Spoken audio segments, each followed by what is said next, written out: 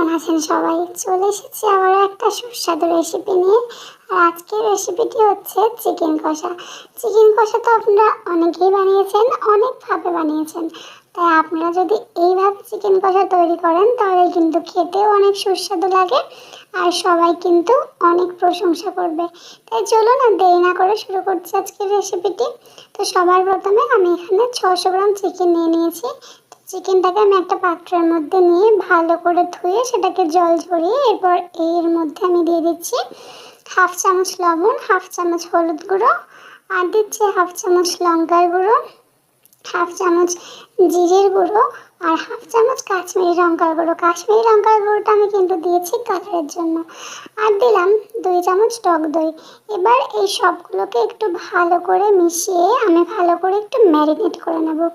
তো এটাকে একটু ভালো করে মিশিয়ে নেওয়ার পরে এর মধ্যে কিন্তু দিয়ে দিতে হবে তেল। তেলের মধ্যে আপনি সরষের তেল ব্যবহার করতে পারেন, আবার রিফাইন তেল ব্যবহার করতে পারেন, যেটা আপনার ইচ্ছা। তো আপনি সেটাই ব্যবহার করতে পারেন, কোনো প্রবলেম হবে না।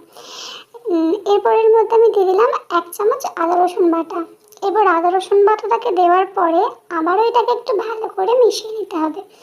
যত ভালো করে আপনি ম্যারিনেট করবেন চিকেন রান্নাটা কিন্তু খেতে ততটাই সুন্দর লাগবে। তো ম্যারিনেট করার পরে এটাকে আমি 8 ঘন্টা রেখে দিয়েছি। তো এরপর আমি কড়াইয়ের মধ্যে দিয়ে দিচ্ছি, এখানে আমি দিয়েছি 100 গ্রাম মতো সাদা তেল। আর দিলাম কিছু গোটা গরম মশলা, যেমন ধরুন এলাচ, লবঙ্গ, দারচিনি, আর দিলাম একটা তেজপাতা। এরপর সবগুলোকে একটু হালকা নাড়াচাড়া করে নেব 50 সেকেন্ড মতো। যখন দেখবেন একটা মিষ্টি গন্ধ ছাড়ছে গরম মশলা দিয়ে, তখন এর মধ্যে আমি দিয়ে দিচ্ছি 4টে মিডিয়াম সাইজের পেঁয়াজ। এই পেঁয়াজের পরিমাণটা কিন্তু ভালো করে আপনাদেরকে ভেবে চিন্তে দিতে হবে, তা নাহলে কিন্তু বেশি পেঁয়াজ দিলে অনেক সময় মিষ্টি হয়ে যায়, আর কম পেঁয়াজ দিলে গ্রেভিটা ভালো হয় না। তো ঠিকঠাক পেঁয়াজটা আপনাদেরকে দিতে হবে। তো এরপর আমি দিয়ে দিলাম হাফ চামচ লবণ, হাফ চামচ জিরের গুঁড়ো, হাফ চামচ লঙ্কার গুঁড়ো, আর হাফ চামচ হলুদ গুঁড়ো। এরপরে সবগুলোকে আবারও একটু ভালো করে নাড়াচাড়া করে আমি মিশিয়ে নিচ্ছি।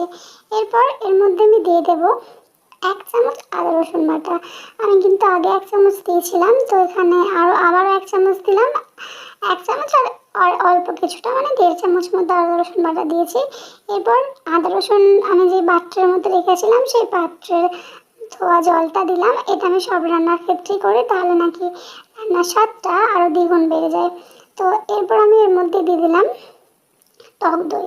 টক দইয়ের পরিমাণটা আমি এখানেও 2 চামচ ব্যবহার করেছি। যখন আমি ম্যারিনেট করেছিলাম চিকেনটা, তখন যেমন আমি 2 চামচ ব্যবহার করেছিলাম, তো এখানেও আমি 2 চামচ টক দই দিয়েছি।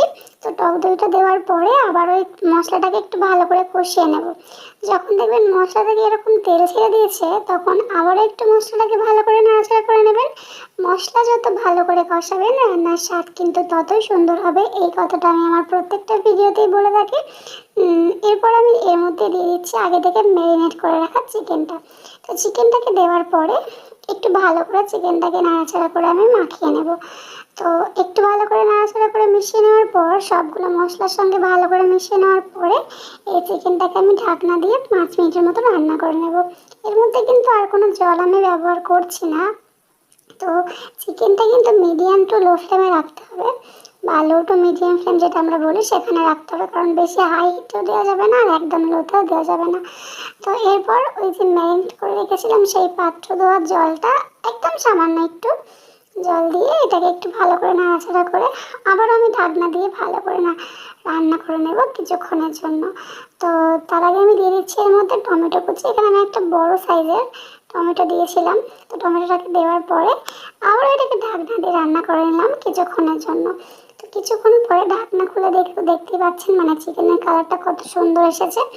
তো এটাকে কিন্তু আবার একটু ভালো করে নাড়াচাড়া করে নিতে হবে। এবার ঝোলের জন্য আপনাদের কিন্তু জলটা নিজেদের পরিমাণ অনুযায়ী দিতে হবে।